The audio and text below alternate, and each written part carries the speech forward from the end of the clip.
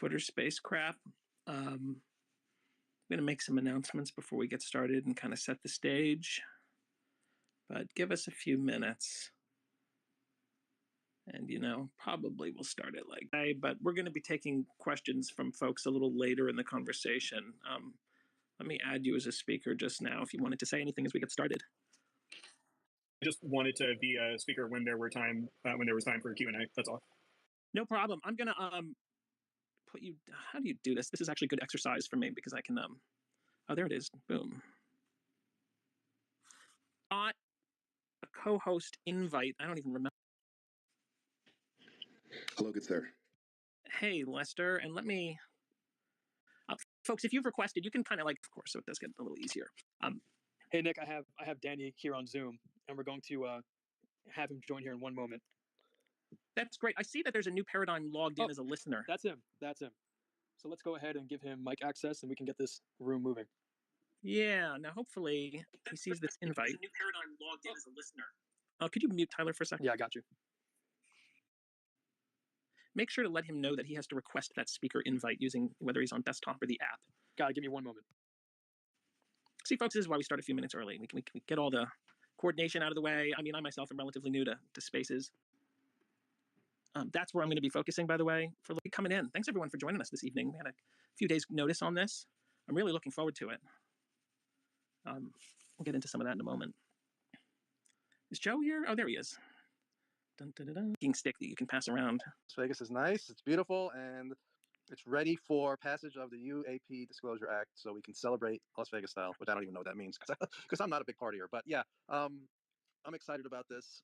It's great. I'm appreciative that you allowed me to come in here and be a co-host, and I'm really curious to see what different kind of questions we can come up with Danny, because he's done a lot of interviews lately. And one thing, I've been promising my Danny Sheehan mega transcript forever. It's like multiple interviews and lectures he's done over the years. It's 70,000 words. So I'm going to try my best to get it out tomorrow or by the end of the week.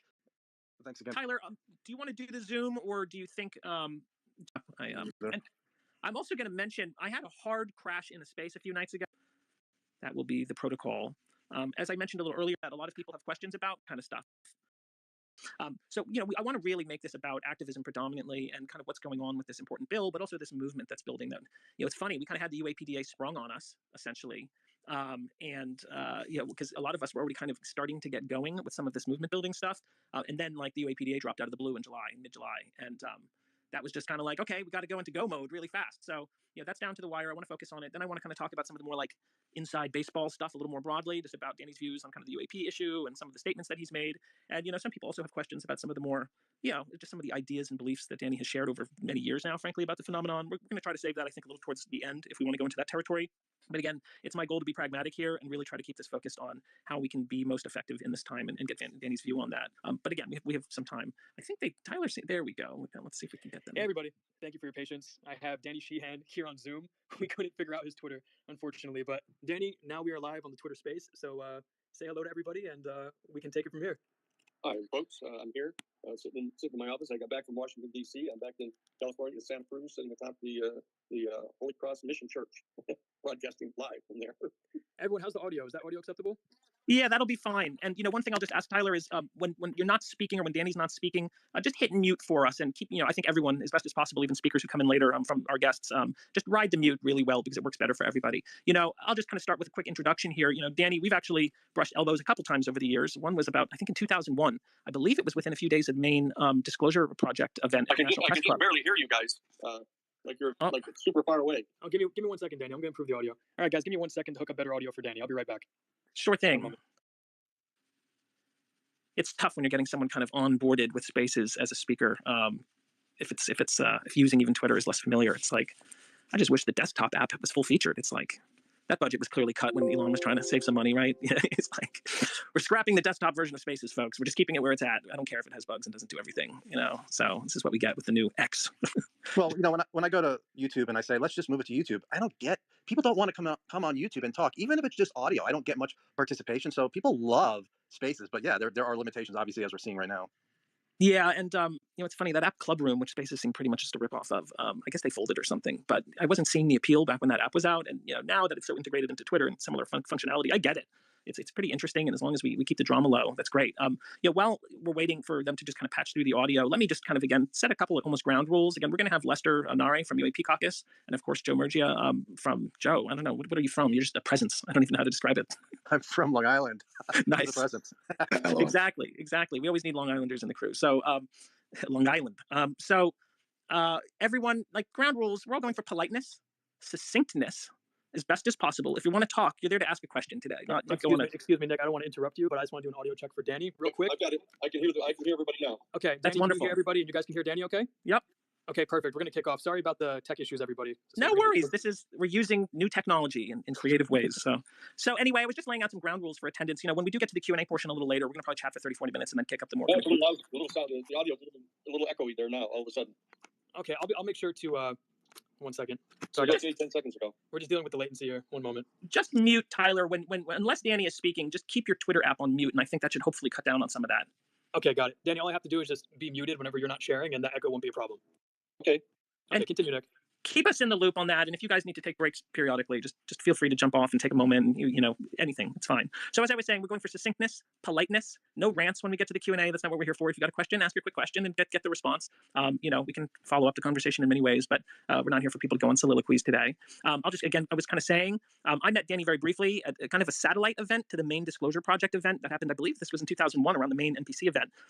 There was like another event you could go to and sign up for as a member of the public. It was a little less press oriented. That if you were on Greer's mailing list, you could go. And I live in Baltimore, and my girlfriend and I went down and had the pleasure of kind of being introduced to the presence that is Danny Sheehan. Kind of weirdly, Danny and my favorite college professor, who I was always closest to, they kind of brushed elbows doing Latin American work around Iran-Contra and other stuff in the 80s. So it was funny because kind of this multi-generational involvement with Danny Sheehan working issues. I was able to bump into him again on July 26th at the hearing, which I was able to get into.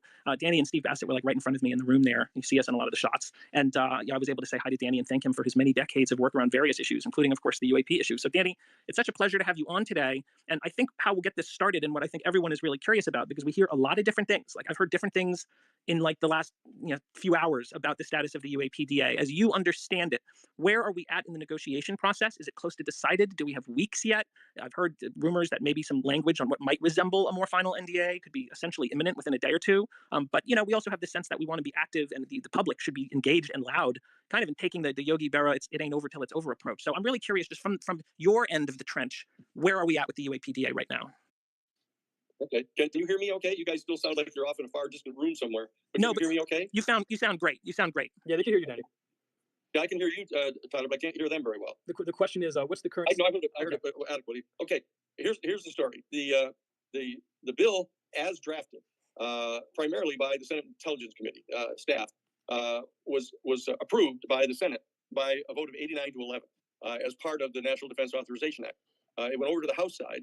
The House side, the 8 people who are causing lots of trouble most of the time, the ones that tried to block Kevin McCarthy's speakership and all that, they inserted into the body of the National Defense Authorization Act, which is some 1,000 pages long, they inserted half a dozen extremely reactionary kind of social positions, like prohibiting the expenditure of any of the defense budget to provide any kind of contraceptives for anybody in the military, prohibiting the payment for any information used to train people on racial sensitivity or gender identification sensitivity or gay or lesbian rights issues. They put all of these amendments into the National Defense Authorization Act. So for that reason, the Democrats, all in the House of Representatives, voted against the National Defense Authorization Act because they wouldn't approve it with that language. And so the vote was something like 219 Republicans to or 219 to 211 or something. But anyway, that they approved it, but all the Democrats voted against it. And so that it had to go to a conference committee. Now, nobody touched any of the language, the 64 pages that had been inserted into the Senate version, which is called the Schumer-Rounds Amendment, that dealt with the UAP issues. Nobody, either in the House or the Senate, attempted to change any of that language. But when the bill, the House bill, with this half a dozen social, let's call them conservative or reactionary amendments in it, had to go to the conference committee, immediately the Republican chairman of the House Intelligence Committee, whose name is Michael Turner, immediately opposed the provisions in the UAP, in the Schumer bill. Now, it turns out that Mike Turner is from the 10th Congressional District in Ohio, which is the home base, not only of the Wright-Patterson Air Force Base, but it's also the chief field office Radiance Technologies, which is a high-tech aerospace industry that is working on a program called Prompt Global Strike, which is the attempt to back engineer UFO technology, which they have apparently secured from another aerospace industry, and that they're attempting to build not just a supersonic missile, but a missile that functions with UFO technology, that in fact can travel at 20,000 miles an hour with no air resistance, and can turn at a 90-degree angle at 20,000 miles an hour. So that they've apparently been able to back engineer that specific propulsion system. And that is their chief field office over in the 10th Congressional District in Ohio. And so the chairman of the House Intelligence Committee, the Republican chairman, Mike Turner, opposed the bill. And what he said is he opposed the provision that would have empowered the board of review that was provided for in the Schumer bill with the power to exercise eminent domain on behalf of the American government to retake possession of any technology that had been put into the hands of any aerospace industry by whatever the deep state element is that has been in charge of this super above top secret seizure of UFO technology from the crash saucers, and is also in possession of the biological evidence of a non-human intelligence that is, in best our judgment, extraterrestrial in origin, but it presents itself as appearing to be extra-dimensional because of the way that it propels itself in travel. So the bottom line is Mike Turner was the first one to oppose the portion of the bill having to do with the eminent domain power of the board that was to be created by the bill. He also opposed the subpoena power, which means that if, in fact, any aerospace industry or any one of the 6 military services or any one of the 18 U.S. intelligence agencies or any one of the 32 Defense Department agencies or any of them who simply refused to provide information to the board that was created by this, that there was no subpoena power to make them do it. So he took a shot at the 2 enforcement provisions of the bill, the eminent domain exercise to recover the technology and the subpoena power to force them to turn over the information that was required by the statute. Now, he then enlisted the support because, say, that Radiance Technology is in his home congressional district, right next to the Wright-Patterson Air Force Base, which is, as we all know on this call, is the place where the UFO craft that was recovered, the debris was recovered from Roswell back in July of 1947, was taken. Okay, and that they've always played an instrumental role in the housing and the sequestration of this UFO technology. And now Turner reached out and enlisted the support of a guy named Mike Rogers. He is the Republican chair of the House Armed Services Committee. And his home district is the 2nd District of Alabama. And that is in Huntsville, Alabama, where the Redstone rocket missile testing facility is, the main one for the United States. And it is the headquarters office of Radiant Technologies. And Radiant Technologies, as I mentioned, is the group that is working on this, applying the UFO technology to our U.S. nuclear missiles. And it is called the Prompt Global Strike Program, that is trying to design a missile that will travel from the United States launch to Russia or China in under 2 minutes at super UFO speeds, and is absolutely unstoppable and is unable to be defended against, and would be able to hit Russia or China before they even were aware of the fact that it was on its way, because it's totally invisible to radar.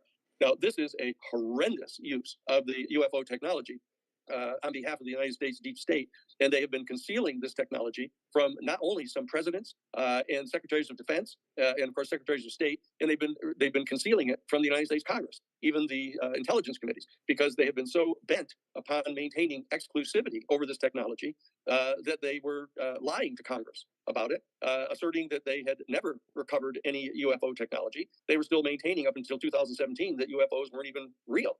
Hey, Tyler, so I just want to jump in briefly and see if we can steer it just a little bit more back specifically to UAPDA status. And another question I'll interject, but I really do want to hear Danny's views on status is, this information on Radiance, which he's alluded to before, this would seem to be highly compartmented classified information that relates to this kind of adaptation of UAP technology by this particular corporation. Can Danny characterize, not specifically by name, that would obviously be inappropriate and kind of wild, but at least kind of where that kind of information is coming from, how he gets access to this? Is this through former insiders who were read into these programs? Is this through anything he's hearing from elected officials? Is this other sources that he has access to? So I'd like to know kind of where this information on Radiance, at least generally, is emerging from. But again, with this resistance that might come down to this particular corporate entity and this particular program potentially, what's the status? Like, how is that fight going right now? Well, the fact of the matter is, it's true, and that I've gone so far as to name the project's code name, this Prompt Global Strike program, and one of the technology companies that is in control of it, it explains why Turner, who is the congressman from the office where their principal office is next to Wright Patterson, and why this other Mike Rogers, who is the congressperson from the congressional district where the Redstone missile test facility is, where they're testing this technology. That's why these two guys are the first ones who came forward to totally resist the actual eminent domain power in this statute. And when we confronted them and said, look, why would you be objecting to the eminent domain capacity of the board if in fact there's no such technology, and if in fact there's no private aerospace corporations who are in possession of it? And what happened is, because they were so resistant to this particular eminent domain provision, I reached out to sources that I've had for years that had worked with us in the Iran-Contra case. They worked with us in the Karen Silkwood case. That's how we found out about the smuggling of the 98% pure bomb-grade plutonium out of the Kerr-McGee nuclear facility in Oklahoma to Israel and to Iran under the Shah. It's the same way that we found out these sources, the same way we found out in the Iran-Contra case that they were smuggling the weapons through Ilopango, the El Salvadorian military base, into John Hull's ranch down in Costa Rica, into the Contras. This is an alliance of actually primarily former U.S. military intelligence people that I've been in communication with all the way back to the time when I was one of the lawyers for the New York Times in the Pentagon Papers case, where I developed a relationship at that time with the commander of the CID, the Criminal Investigations Division of the U.S. Army, who has passed away now. But we have a dozen, at least, actually more than that, particular people who are deeply embedded intelligence officials who have taken a position that they're opposed to the criminal use of the secrecy that has been provided to the intelligence agencies, pursuant to which they're not only smuggling weapons to extreme reactionary people around the world, but they're smuggling cocaine and heroin, and they're secretly utilizing gold that has been recovered from the Philippines. This is all true, and these people were so offended at what was going on in the deep bowels of the national security state that they've made the information available to me. I've used it in the past in these other cases. In this particular instance, even though there's no litigation underway against this, I've been taking the position in support of the Schumer bill that, look, unless you're willing to accept this Schumer-Rounds bill, this sets up a very responsible, constitutionally sound procedure by means of which the UFO information can be provided to the Congress of the United States, specifically to the intelligence agencies. We're going to keep coming forward with this information. And either you set up a responsible process by means of which this can be provided to the Congress, or we're going to demonstrate to you that we're in possession of this information, and we're going to come forward with the information. And that way you have enough specifics about the information to be able to track it down and verify it. So that's this process that I've been engaged in for 50 years. Like in the same way that when people wanted to know when we published the Pentagon Papers back in June of 1971, it was that I'm the one that got the call from the New York Times, from James Goodell, who was chief counsel for the New York Times. They called me because I was the one that initiated the case that went to the United States Supreme Court to establish the right of journalists to protect their confidential news sources. And so we had to protect the confidential news source, in that case of Neil Sheehan, who later it was obviously discovered that it was Dan Ellsberg. But at the time, I refused to tell anybody who the source was. I refused to tell anybody who the source was in the Silkwood case. I refused to tell anybody who the sources were in the Iran-Contra case, because what I was doing is putting forth the details that were adequate for anybody who had the capacity to do so, to verify the credibility of the information. And the access to their sources, who the people are that provided it to us, is not the point here. That this is a super first strike weapon that is under process of being developed right now and being tested. And there needs to be a treaty that in the United States has to be the one that comes forth and proposes this treaty, because at the present time, the United States is the only one who has thoroughly developed this technology into a potentially deployable missile system right now. And that this is the critical time in which they have to come forward through President Biden, and they have to reach out to Putin in Russia. They have to reach out to Beijing in China and offer this treaty. While they are the ones that have the advantage of this, they have to lay down this weapon. They have to lay it down and allow this to be disassembled. You can't have this weapon because it totally destabilizes the entire nuclear architecture that's been put in place over decades, which I've been working on since I was back as chief counsel at the United States Jesuit headquarters in their social ministry office, for 10 years in Washington. that this is an extraordinarily important moment here. And that this is one of the reasons the secrecy of this particular program is one of the so-called family jewels that they've been trying to protect and not allow anybody to know about it. We offered them an opportunity. We offered them an opportunity to set up a program whereby they could keep that potential weapon system confidential if they chose to do so. But they've come forward now, led by the people that are basically on the payroll of the private aerospace industry, to try to block this bill. And so that what we're doing is coming forward now with some of the specific pieces of information to let them know that if they don't let this bill get passed, if they don't pass this Schumer-Rounds bill, this sets up this responsible process by means of which to provide the information to the world about the UFO technology, the fact that it is real, the fact that it is under the supervision of a non-human intelligence. This is a piece of information that we have now chosen to reveal publicly, and we will reveal more information if they don't back off and allow this statute to get passed.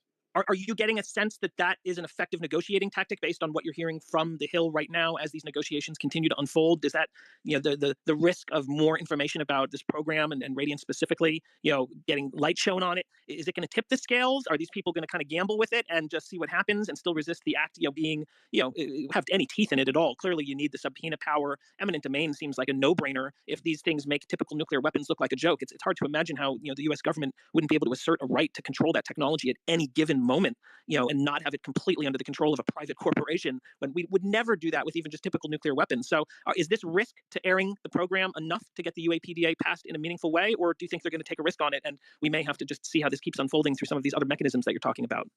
It's not clear yet, but we know that the Sandia labs are involved as well as Radiant Technology, and CACI International in Virginia is directly involved in this. That we know who the companies are, and we know that these people have been providing funds to both Turner and to Rogers. And that this is completely untoward. They're basically bribing the members of Congress to keep this secret. And in the meantime, they're keeping secret from the entire world the existence of an extraterrestrial civilization, the fact that we're in possession of their craft, and that there's every indication that there's been some sort of communication that's going on with them, and they're keeping the entire world in the dark about this. Now, so what I'm saying is I don't know whether they're going to yield to this type of option.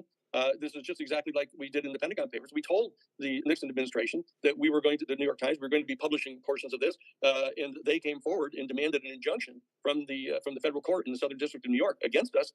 And they refused to communicate to us what the pieces of information were that they thought would irreparably damage the national security of the United States if they were revealed. And because they wouldn't do that, we came forward with all 47 volumes. And that's what's happening here again. Either they're going to accept a reasonable process by means of which this information can be vetted, or in fact, we're going to come forward with this information. And what I'm in the process of doing, is trying to see whether or not the United States Congress is willing to hold hearings. The Senate Intelligence Committee, the House Oversight Committee, are they willing to hold more hearings where they're going to have more people come forward of these sources that we have and provide the information openly to Congress, unless they're going to provide for the existence of this Records Review Board and give it subpoena power to undertake an investigation, so at least our intelligence committees can find out about this information. The fact that the people in the arms industry and the Central Intelligence Agency's Operations Directorate and others are involved in this, and they distrust our own United States senators and congresspeople in the intelligence committees who have high-level clearances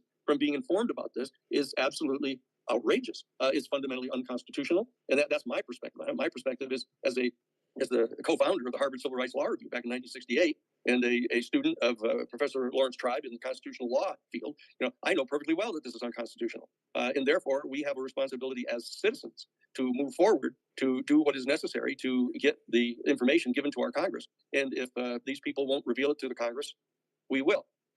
Danny, before I turn this over to Joe and Lester to get a few questions in before we then move it on to kind of taking audience questions, let me ask you this. The public through Declassify UAP, my organization, UAP Caucus, which is Lester's organization, other tools, just direct outreach, has been going crazy, reaching out to our elected officials, both people's personal representatives as constituents. They're also calling on a broader swath of representatives who have either attached themselves to the UAP issue or who are key people in the negotiation process of the UAPDA and the NDAA. What can you say to members of the public who I think universally pretty much, not maybe Ted, the last person, but most people agree with your take that this seems just like a radically off base situation. It seems blatantly unconstitutional. All sorts of weird stuff going on, not to mention just potentially theft and grifting off of other resources and funds that are made available for different programs. What can the public continue to do, not just now in support of the UAPDA, but how do you see the public engagement side as advocates around UAP transparency, as activists, continue to unfold and get even more powerful and maybe even more coordinated? Like, just how do you see the movement of this, the movement side, affecting all of these processes and how that continues to take place in the future? I think what people need to do is they need to immediately, go on the internet and go to newparadigminstitute.org and find who their congressional representative is that's there at that site. It's got their email addresses. It's got all the names of their United States senators. And what they need to do is broadcast this information to every friend and family member that they have, and get them to contact the senators and the Congress people and tell them that they absolutely have to pass the Schumer Rounds Amendment as originally written and get it inserted into the National Defense Authorization Act. They've got to do that right now, because we have to be able to demonstrate to these people in the deep state and deeply into these secret aerospace industries that we've got to demonstrate to them that the citizens of our country have the ability to mobilize and to focus on an issue and to reach out to their congressional representatives and insist that they exercise their constitutional responsibility to exercise oversight over these programs. As of right now, that it's not even clear that the president of the United States knows about these programs and has no ability to determine, what deployment is going to be made of this weapon system. What type of, you remember all the way back into the 1992 U.S. missile crisis, the person who was on the Joint Chiefs of Staff, who was the head of the United States Air Force, he was trying to instigate a thermonuclear war with Russia, over the island of Cuba. They actually advocated that in the Northwoods project, they actually advocated dressing up Cuban refugees, who fled from the Batista regime in Cuba, dressing them up in Cuban uniforms and attacking the Guantanamo military base and killing American service people. They proposed blowing up private shopping malls in Miami, specifically targeting killing people from the Cuban refugee community in order to instigate a nuclear war with Russia, because they thought that we had a particular advantage in military at that time, and that if we could instigate a nuclear war, we could win. This is ridiculous, the way these people think. And right now, the major danger is that, they're in possession of this particular UFO technology, and that they believe that they're on the brink of having it deployable, that who knows what kind of decisions they're going to make, left unsupervised by our United States Congress and by the elected representatives. And so this is what we have to do right at this particular moment. Now, the fact that this is intertwined with probably one of the most important secrets in the history of the world, not this particular weapon system, though this is a terrible situation we're faced with here, but the whole fact that there exists this extraterrestrial civilization in which we are surrounded in the universe. And that they're keeping this information secret, and they want to be the arbiters of what our relationship is going to be with this extraterrestrial civilization. And we know perfectly well what they think the relationship ought to be. It ought to be that we are in a position of some military superiority over them. They view that as their mission assignment, and they cannot be allowed to be the ones that are making decisions about these policies any more than they can be allowed to be the ones to make decisions about the deployment of such a weapon system. So that, and they clearly would oppose having any treaty where they give up their unique advantage that they think they have by having developed this technology as far as they have already. So Joe, that's what I don't know what effect this has had yet. I do know that Senator Schumer has gone to the floor yesterday of the Senate and specifically called out these specific Republican opponents to his bill. We have been told that he is fiercely resisting allowing this bill to be gutted and then put into the National Defense Authorization Act and give the American people in the world the entirely false impression that there is an effective agency of any kind that is trying to extract this information from the deep state and provide it to our Congress. They can't allow a completely fraudulent bill to be put in. And not only that, but nobody of sound responsibility will be willing to serve on a board of review over these issues if they don't have subpoena power or the power to reclaim the technology into the hands of the American government and put it under the control of our Congress. So this has to, the people need to come forward. In short answer to your question, right now, we need to go to the newparadigminstitute.org website, get the private emails of all of the members of the Senate and the House, and reach out to everybody you know and spread this word and get to them before they finalize this. Because once they finalize the whatever format this bill is going to be going into the National Defense Authorization Act, if they finalize it without the eminent domain power, without the subpoena power, without the kind of authority to really extract this information and put it into the hands of our Congress. If they put in a bill, it will occupy the space, and everybody will be told falsely that there's an actual operation underway to responsibly process this information, and it will not be true any more than the present Arrow office has been viewed to be functional. Exactly. The Arrow office is the whistleblowers don't even want to come forward and give the information to the Arrow office because they don't believe they're going to do anything about it, because they're under the control of the Defense Department and the intelligence agencies, not under the control of Congress. And I'd also like to echo Danny's call to action. The New Paradigm Institute website has a very intuitive and streamlined process where you can simply input your information, your address, your zip code, and send a message template that was designed by the NPI team directly to your representatives. Joe, I want to have you jump in next. I know you have a bunch of questions. I'm sure you have a bunch of additional questions now after hearing a lot from Danny already. What is top of mind for you? And take it in any direction that you want to take it in, man. I just, first of all, thanks for doing this, Danny. I wanted to stick just once on the radiance technology question. It's my understanding that Jay Stratton was the one who found the crash retrieval program and then brought in David Grush to confirm the information, which he did in a big way with his colleagues. You've said on another show on that UFO podcast that Jay Stratton and Travis Taylor were basically bribed hundreds of thousands of dollars to work for Radiance to take a position against the Schumer bill, which didn't come out until like 14 months after they were hired. So that's a really strong accusation that questions their integrity. And I wanted to see if you would like a chance to retract that. Well, I've already sent a note to Jay on this. Look, it isn't my intention of attacking Jay or Travis on this. The fact is that this practice on the part of industry reaching into the government of the United States and extracting people from the inner workings of our American government to be brought into their corporations to provide some kind of inside information to them and to give them kind of a competitive advantage over other people has been going on for decades. But with regard to this particular issue, this issue of the UFO reality, the extraterrestrial reality is of such importance that what I did is I've already told them that I didn't intend to continue to pull on this rope with them personally, but I felt necessary to tell what it is that Radiance Technology is doing in the same way that I found it to be necessary to tell people about CACI International, to tell them about Sandia Laboratories, the ones that are working on these programs, to direct some kind of direct citizen pressure on Congress to get the information from these companies that they have. That they've got subpoena power. The oversight committee's got subpoena power. They can go get this information from them. But what I'm proposing is that they refrain from opposing this particular bill. That if people want to go to work for these aerospace industries, I guess unless Congress passes legislation prohibiting them from doing that, which I think they should, they just have to stop exercising the kind of authority that they have and credibility they have to try to stop this bill. That's all I'm saying. But I've sent a note to them saying I don't intend to get into an internal fight with people who have spent a lot of time trying to generate some disclosure. This bill in its written form has to pass, and I don't want people going to their congressional representatives in Florida and in Utah and in other places, and trying to talk them into opposing this bill. I just want people to stop doing that. That sounds very fair. Lester, I'd like to have you jump in next. I'm sure you've got a bunch of questions of your own lined up. Is there anything top of mind, either on the activism front or relating to Radiance? I'm looking at their website now, and it's interesting because, they speak to space programs, hypersonics, directed energy. They do have hundreds and hundreds of employees. They might be a useful firm to kind of put something into that was working on these kind of things, but there isn't a ton of information on them. They have a typical kind of contractor, looking website, but I encourage people to look at it. It's just radiancetech.com. And again, the hypersonic stuff is something I've been keeping a close eye on for decades. So it is interesting to see that they're in there. Lester, what thoughts come top of mind before we start taking some audience questions next?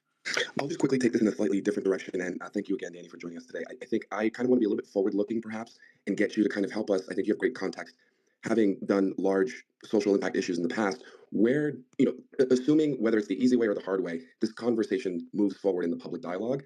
What are your perspectives on what the spectrum of legal implications will potentially be or look like, the idea of a Truth and Reconciliation Commission, what kind of class action lawsuits, what are the potential directions from your vantage point of having the information? Do you see this going, again, presuming there's an easy way or a hard way to move to the next stage here?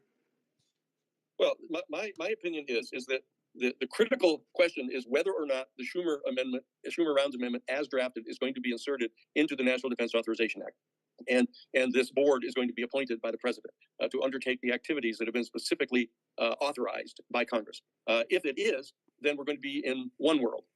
If in fact it is just, if in fact Schumer stands up and says, look, unless you are willing to put it in as written, and all you're going to do is try to water it down and put in a fake bill, that he would stand up and totally oppose any bill being put into the National Defense Authorization Act pertaining to this, so that we could then approach it in some different way. But we can't have the space occupied by a phony bill. And so that if in fact we can succeed in getting it put in, then the next step will be to make sure that the proper people are appointed to that particular board, the UAP Records Review Board. It is provided for in the statute that I have recommended a number of. I'm one of the people. Our organization, the New Paradigm Institute, is one of the organizations, along with the majority and minority leaders of the Senate and the majority and minority leaders of the House, the Secretary of Defense, and others who have been authorized to nominate people for this board. Our New Paradigm Institute has designed a set of people to be appointed to this board, or at least nominated by the president. And that will be the next step, to focus on who the members of that board are going to be. And then once that gets established, is making sure that that board does its job, and that, very importantly, that the military services, the intelligence agencies, the Defense Department agencies, and very importantly, the private aerospace industries who have been put into possession of some of this UFO technology are ordered to turn that information over to the Senate Intelligence Committee and to the House Oversight Committee through this board. That there are steps that need to be taken one after another, depending on which of these worlds we end up in. If we end up in a world with a board operational, then our New Paradigm Institute is right there on Capitol Hill. That we are perhaps the only civilian organization that is officed inside the federal enclave, designated in the statute as being one of the ones to participate in this process. We're going to be exercising oversight authority on behalf of the citizenry to make sure that this board is functioning appropriately, and that the military services and intelligence agencies and private corporations are in fact responding to the order of Congress to turn this information over. And we are going to be involved as the board releases information for public understanding of what's going on. We're going to be participating as the New Paradigm Institute in helping to organize and structure that information and make it public to people, so that they can understand what it is that's being said and what the full implications really are. Not only from an economic point of view about what the impact might be on the various inventions and technology that might be derived from the UFO technology in a peaceful manner, but very importantly, we hope to lead the way in insisting that there be a treaty, as I mentioned earlier, a treaty absolutely prohibiting the use of any of this technology to develop any weapon systems of any kind. And we're also going to be deeply involved in trying to develop a new alternative worldview that takes into account the existence of this extraterrestrial civilization and our place in it, so that we no longer believe that, even though we've been forced to acknowledge all the way back to Copernicus and Galileo that we're not physically in the center of the entire universe, but most people still believe, through the spectrum of human worldviews, that we abide at the apex of the pyramid of all sentient life in the universe. And we have to come to grips with the reality that that's not true. Danny, we can't be thrown into the position of believing that we have no value at all, that somehow our whole human culture is going to collapse, as though we were some island in the South Pacific that discovered in the 1950s that there was an outside world. You know, the New Paradigm Institute is going to be instrumental in helping to work with all of our citizens groups to develop a new, constructive, holistic worldview that places our human species in the proper relationship to the extraterrestrial civilization. Danny, I want to make sure we get time, because we have a lot of people who have requested to speak, and I hope both questions and answers we can try to keep as succinct as possible, because I want to get to a lot of folks. Mo, you've put so much work into informing people about what's going on with all of this legislation and political activity through Disclosure Diaries. I want to recommend disclosurediaries.com to everyone here. Check it out; it's great for getting updates. Mo, I'd love to have you jump in with your question next. Hey, thanks for hosting this. It's been a great conversation so far, and I really appreciate the shout out, Nick. As usual, you have me blushing. Danny, thanks again for doing this as well, and thanks for all of the work you've done in the past. A genuine inspiration, especially from a constitutional perspective. I think you've done some of the most important work that I've come across in that regard. The question I have is pretty simple. You've spoken in the past as well on the role of the president, and perhaps more broadly the White House, in supporting the UAPDA. I was wondering if you could shed any light on that, and perhaps even on the White House's involvement on the drafting of the UAPDA in its original form. Well, okay, let's take it one at a time. The fact is that the original drafting of the wording of the statute went on primarily inside the Senate Intelligence Committee staff. It was led by Senator Rubio from Florida. As you know, he is the United States Senator for Lou Elizondo. I legally represent Lou Elizondo and was the co-author with him of his formal complaint that he lodged with the Inspector General of the Defense Department, protesting the fact that the Defense Department and intelligence agencies were lying to the United States Congress and to the President and others about this program. That we know that therefore Senator Rubio led the activity inside the Senate Intelligence Committee to draft this legislation. It went through a larger process of being addressed by the different members of the Senate Intelligence Committee. The full bill in its present form was drafted by them. There were legal counsel for the Senate Intelligence Committee that were involved. A number of them actually out in private practice now that have retired from the government. But this bill has been in process for some time now. And that's why the reference that were made earlier that, before the bill was even put into the House, other things had taken place. The fact of the matter is this bill's been under construction for some time now. you can see that it's a full 64 pages with intimate details of how the process should go forward. And we've been involved even before the voting on the bill inside the National Defense Authorization Act in its original form, was undertaken. We were interviewing people as prospective members of the board. So we've been at this for some time now. That's how the process began. And then we got a vote 17 to nothing inside the Senate Intelligence Committee with Republicans and Democrats all voting to support this. And we then got Senator Gillibrand came on board in support of the bill, so that we had Rubio and Gillibrand as major people on the bill. We got Mark Warner, who was the chairman of the Senate Intelligence Committee when the Democrats were in charge of the Senate. He came forward and supported the bill. And we finally got Senator Schumer himself to co-sponsor the bill. And then we reached out to Rounds in South Dakota to come on board. And so we've constructed a representative cross-section of Republicans and Democrats that virtually unanimously support this particular bill. Is the sound and responsible way of going about this. And it's bizarre that the defense establishment didn't fully support this. It's the people inside the Defense Department who have come to know the most about the program that are the largest supporters of this particular bill.